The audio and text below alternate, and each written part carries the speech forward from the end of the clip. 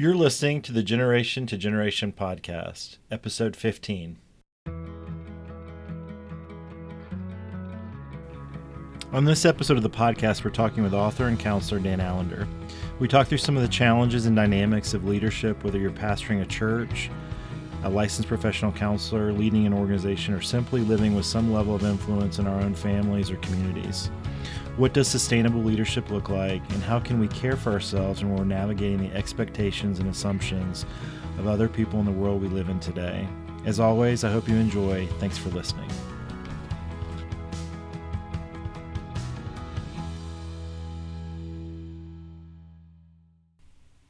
Joining us on the podcast today is author and counselor Dan Allender. Dan currently serves as the founding president and professor of counseling psychology at the Seattle School of Theology and Psychology in Seattle, Washington.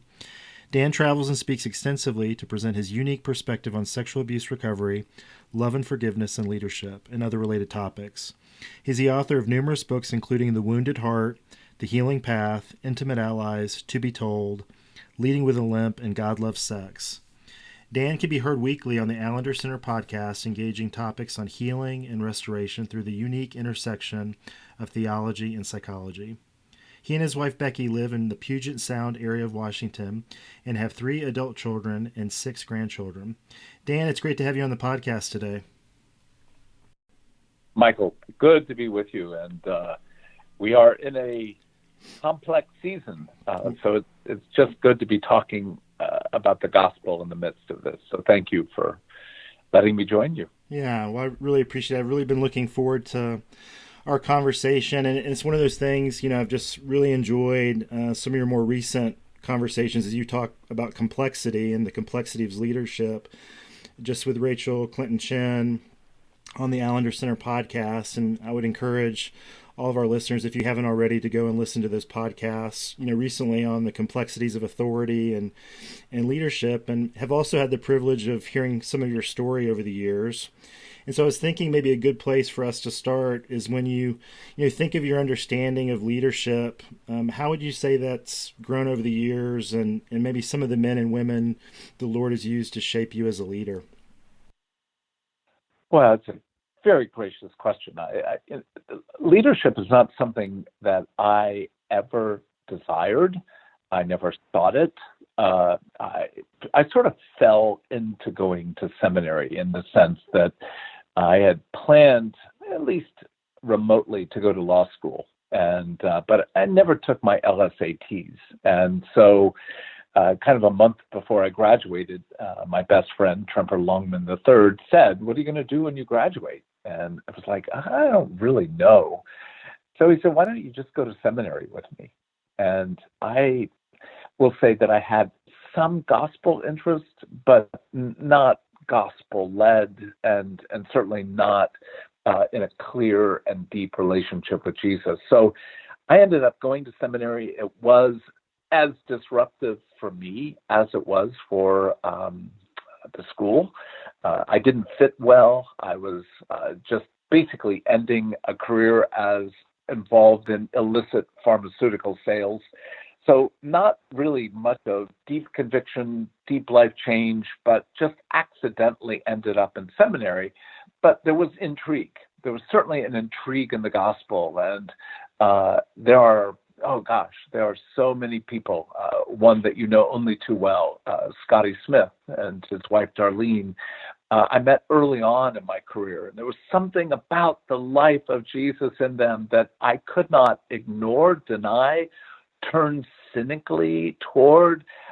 There's just something that intrigued me. And so Tremper's life, Scotty's life, Ray Dillard, who was a professor at the seminary I went to, there were just men and women who captured something of the intrigue, that they had something clearly about their lives, their joy, their honesty, their goodness, that was so far from my life that I was both drawn but terrified of. And so I think of leadership as basically those two things. Something about you draws others, but also unnerves others, because you're not as predictable, controllable as a lot of leaders are, because what they want is followers rather than people who are actually inviting the heart into engagement with Jesus. Yeah, and that's just so helpful. And it's one of those things, Dan. It's just been such a blessing and encouragement to my wife and I, who, we consider Scotty and Darlene, gospel parents. Just the impact that you and Becky have had in their lives. And, I've just kind of heard stories over the years, knowing Scotty for about 20 years. And I can't remember if it was, hearing you share at a conference or Scotty, describing Jack Miller, who, was there at the time that, you were at seminary, just describing Jack as a dangerous man, as well as the phrase, a gospel Yoda. I don't know if you have heard Jack referred in that way, but was just wondering if you could share just your experience of Jack when you were a student, and as you've served in ministry over the years, how leaders and mentors like Jack became more and more important in your life. Well, quite honestly, Jack terrified me from the instant that I heard him. He actually was, after the initial convocation, very first event of being at Westminster Theological Seminary. And we saw, Tremper and I were together, we saw this group of about 30, 40 students standing around someone, clearly, but he was so short, it was hard to actually discover him. Yeah. But we got closer and closer, and within, I would say, less than 1 full minute of listening to him, I looked at Tremper, and I won't say entirely what I said, but I think the audience can gainsay what I said by virtue of my character at that point. But I said, I got to get the heck out of here. Yeah. And Tremper's looking at me saying, why? And I said, because that man could likely get me to go to Africa.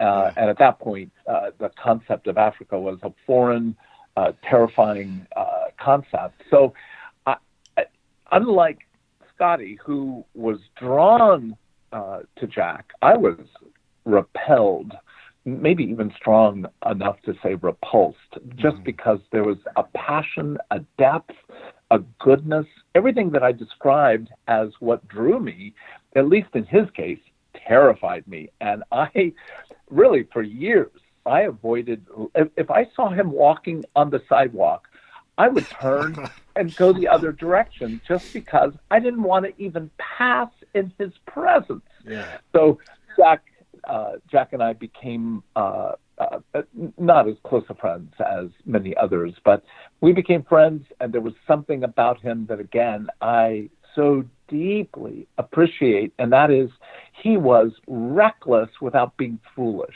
Yeah. He was open to any human being in a way that wasn't just open so that he could present the gospel. He was open to their life and intrigued and engaged by them in a way that eventually there was a sort of almost social obligation to want to know more about him. Because he was so committed to knowing about you, you couldn't help but ask him about him. And he was not the kind of person who just immediately ran the conversation into Jesus. He knew how to wisely bring a person into a conversation about desire, about struggle, about hope, but also ultimately about the death and resurrection of Jesus. So I look back and say, physical stature, if I could ever come up to his knees, I would be a man of valor and power. But there are very few that we experience in a life like someone like Jack Miller. And those privileges of knowing remarkable saints. We are all saints, but some are just a bit more quirky, and I think a little bit more ironically gospel-oriented, and he certainly was one of those. Yeah, that's well said. I mean, I just, even some of the things you were saying, Dan, just that other-centeredness of Jack, and I never had the privilege of meeting him, but I just think back to the gospel dads and the mentors and the men and women, that God has raised up and been faithful in my own story over the years, and just how critical they've been just as I've, formed and grown as a leader. But just one of the things that's always kind of stood out is that servant-heartedness and that empathy.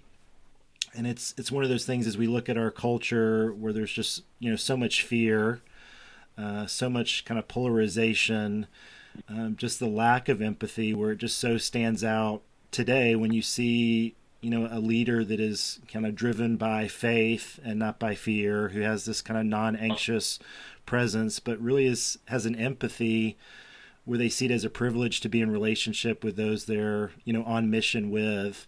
And so just as you've kind of grown in your story, just how have you seen that kind of play out, just the importance of empathy, not only among leaders, but in the midst of organizations, nonprofits, churches, just how important empathy is when it comes to being on mission together. Well, the concept of pathos, of being able to come into the pathos, the suffering of another human being, means that you've got some capacity to actually take into account your own suffering. There are plenty of people who are, good listeners, meaning they don't talk a lot and they ask moderately good questions. But I've been with people like that who do not suffer my suffering. And I think that's the reality of this lovely, lovely thing that basically got discovered in the last 20 years, something called mirror neurons, that our brains are wired to feel the suffering of another. You can see that in small babies. I mean, 4 or 5 day old children who hear another child crying, they will orient their head, their body toward the crying child. Why? Not that they understand tears or suffering, but it's built into the hard wiring of us as human beings to actually feel the feelings, actually suffer the sufferings of another human being, unless we have learned over multiple iterations that costs us too much, that we're too vulnerable, that we get used, or that we are misunderstood in our suffering with another. Ultimately, a young child feels the feelings, and that kind of empathy, I find so rare. I mean, in the world, but also, frankly, among busy leaders. I mean, to be a leader is to be in a position where you are always on the border of another crisis, complications with regard to the politics of your organization, weary, in many ways, heavy laden, even if it violates the concept of Matthew 11. To be a leader is, at least in our day, not an easy process for prospects. But the person who actually can take time to actually listen, hear, and feel, they open a door in our bodies, hearts, minds, in our very spirit, that people who offer good advice or know the scriptures well simply will never be able to enter as deeply as that person who can hold your suffering as part of their own. Yeah, I think even as you were speaking of that, Dan, just the reality of coming into someone else's suffering, just what that means, just that, in so many ways, it fights against the narcissism, the seeds of narcissism that are in all of our hearts. That's something that we've talked a lot about, in this podcast, that invites us to see it as a privilege to kind of walk with other people, to listen to their stories, to be present emotionally. But just the reality, and you've spoken to this, I think recently, on the Allender Center podcast, just the cost of that in one sense, that, it's just intrinsically, leaders are set up to be misunderstood or misrepresented. Yeah. And Yeah. just the reality, of just what that means as we seek to care for, as wounded healers for other people who are wounded, and how we're working out our stories and other people in the midst of their stories. And it made me, as you were talking, Dan, just remember an interaction I had with a pastor several months ago. And I had never met him before. We were with a group of probably 100 pastors, and we sat down for lunch, and he began kind of sharing his experience as a leader, and just entering into other people's suffering and just the reality of, as you were talking about, going from one crisis to another. And he made this comment, Dan. He said, I feel like all I do every day is manage people's disappointments, and I go from one interaction where someone's disappointed in me to another interaction. And he said it almost in a matter of fact, kind of way. And, was just wondering if you could kind of speak to that. What does that look like for you over the years, navigating when people misrepresent you or misunderstand as you try to come alongside or lead or serve, what that's been like for you over the years? Well, I come back to a passage that has meant so much to me, and that's Psalm 112, and around verse 6. The righteous will never be shaken, and they will never be forgotten. They will have no fear of bad news, and their hearts are steadfast in turning to the Lord. So that's a passage I look at and go, that's not me. Yeah. I feel shaken a lot, and be remembered, never forgotten, not fear bad news. But also another passage, the 2 Corinthians 4, and I think it's verse 7 or 8, where Paul is speaking about that intersection, that he is dying daily on behalf of others so that they live. And he goes through this 4-part where he says, pressed on every side, but not crushed. And then persecuted, but not abandoned, perplexed, but not despairing, and beaten down, but not destroyed. And, you just go, if you want to be a leader, you have to be willing to live in the midst of extremity. Mm-hmm. And in the midst of a level of ambivalence or a level of complexity that, frankly, most human beings are smart enough to avoid. Yeah. We want linearity. We want causality. We want control, mastery. And you go, I'm sorry, if you thought that was available to operate on behalf of yourself and others, being a leader, at least a gospel leader, you've got to live in the midst of the paradox of the gospel, that death actually leads to life, that weakness actually is your greatest strength.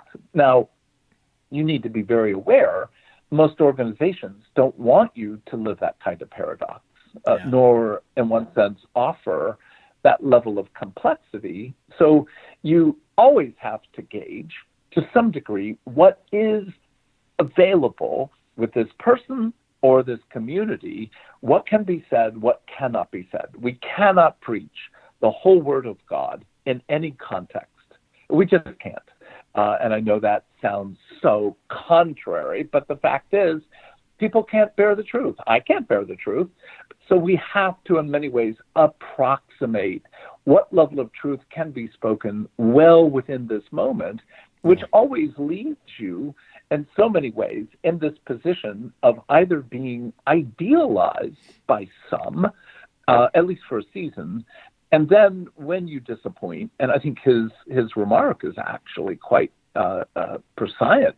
Yeah, you spend your life disappointing people, but in that disappointment, people will de-idealize you. In other words, think you're worse than whatever. But the bottom line is, if you can remain engaged in their life when they idealize you, knowing you're not as good as what people have claimed, nor are you as bad as what people have argued.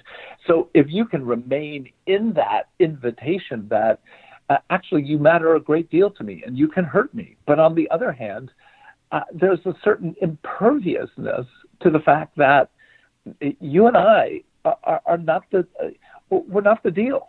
We're bit players in the gospel play. And in that sense, whatever role I get for whatever season, I take as one of gratitude, but also one of contradiction. I should never be given the level of maturity I bear. I shouldn't be on your podcast. I shouldn't be in leadership, but I am and therefore, what I need to offer is truth. Yeah. I'm a broken man. I'm a gospel beautiful man. And in that, I think, compelling hold of both brokenness and beauty, you've got the chance to keep bringing people back to the fact that I'm going to make decisions. I'm going to be part of committees that make decisions. And a good portion of them are not going to be good or bad, but they'll do something. And I would love to know that I did the right thing. We're in the middle of the coronavirus as everyone else is, and we just made a decision a couple days ago that at the Seattle school, there is no more business-oriented travel by plane, which means many of the conferences I planned for the month of March and April are no longer in operation. That has huge complications, and I think is a really honorable, but not necessarily a right or wrong decision. I think it's the best decision for our moment. But how do we make the decision that we're going to forego travel until May 1st? Mm-hmm. Like, why May 1st? Why not April 31st? But bottom line, leaders make decisions. Those decisions are very seldom the right decision. Can we bear that some people think we are better than sliced bread and some people think we're the mold on the bread? Yeah, I think that just even with that, Dan, I was just thinking, as you're speaking to that as a leader, just that, there can even be people within a particular community or that you're connected to that would even, where they're at in their story, even wanting you to fail or just kind of almost like a gotcha aha moment, just, waiting for a mistake to kind of speak to that. Just the reality as a leader, I think so often, what are my expectations?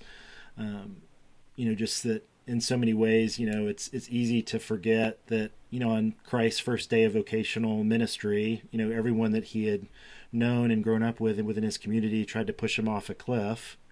And so helpful. And so it's like, and Dan, and this was actually, you have to, I don't want to, my wife was very loving. And when she said this, and it was very gracious, but it was just a really sweet reminder. My wife, Sherry, it was, before a really hard week. And I was going out the door on a Monday, and she just reminded me of that. It was just this mixture of laughter, Dan, and then just a sweet reminder of, okay, what's the position of my heart as I go into these hard conversations this week, where there's going to be some people that are going to be very thankful for this decision, and some people that are going to, demonize me, or just misunderstand the situation, or go, just where there's a lack of deference. And, I think we could do multiple podcast conversations on just where we're at culturally, just the quickness to dehumanize one another, in our response, as opposed to asking questions and trying to have a heart of curiosity. But I just, I think about that, like for you, as you're making these decisions, and the Allender Center are making these decisions with I'm sure there's, significant implications to multiple people, multiple families, and other organizations. Just as a leader, when you have those hard decisions and you have even those personal attacks, just how attractive it is for us to want to harden our heart, and go to maybe even a place of cynicism in leadership. The famous phrase, that the qualifications of a pastor, that they need to have the mind of a scholar, the heart of a child, and the skin of a rhino. And when I've heard that, I just think it's an easy path to the skin of the rhino, but where my heart becomes that tough as well. And so I'm just kind of wondering, for you, Dan, like, how have you protected the softness of your heart, over decades of, vocational ministry, when I'm sure there's been just, blistering personal attacks that people will never know of, that maybe happen behind closed doors. Like, what has that looked like for you, Dan, just kind of protecting that softness of your heart as a leader? Well, the fact that you bring your wife into the conversation, and her wisdom. Yeah. I think it is hilarious. I know you're a football guy, Dan. So I know I saw you did a 3-time state champion. I guess the phrase in Alabama is I outkicked my punt coverage when I married my wife. So Amen. So God was very gracious to give me a very wise wife in Sherry. But well, and from my standpoint, given the nature of my heart, it was the best con job I've ever pulled off to get a woman as kind and wise as Becky to marry me. And, I do think I have provided her a remarkable eternity for the rewards that she will gain.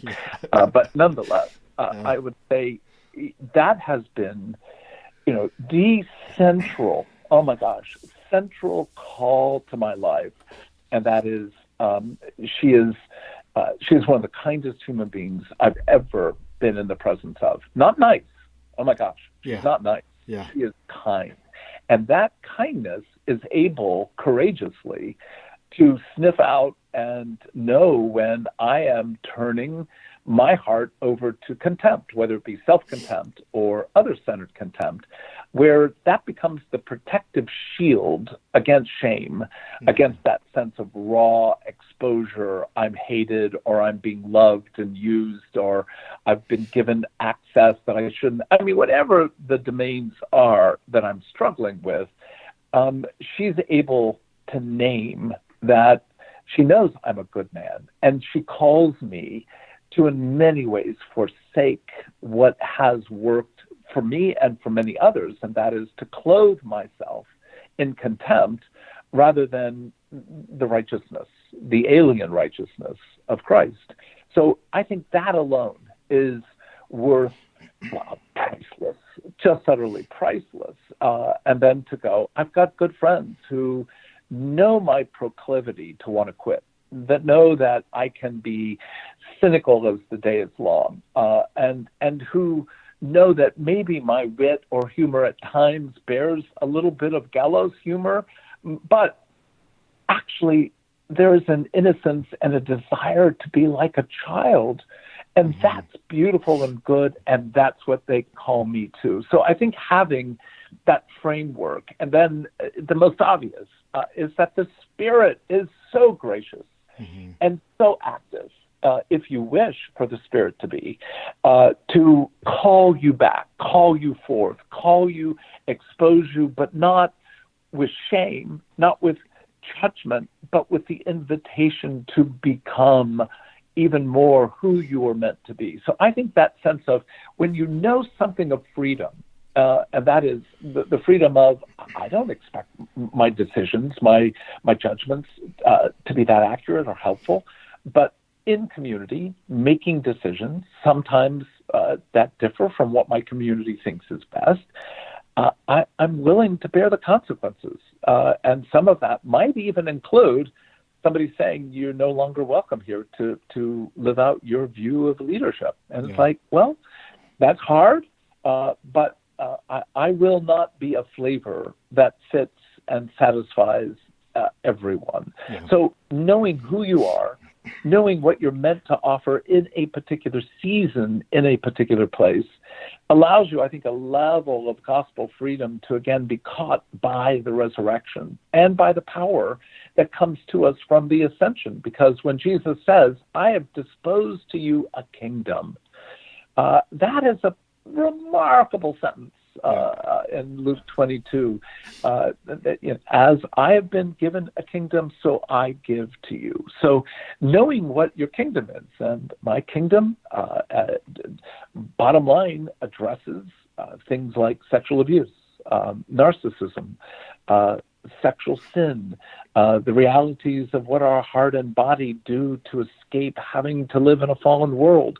So I don't know how long I would have been allowed to function in the role of a pastor, given my sense of calling.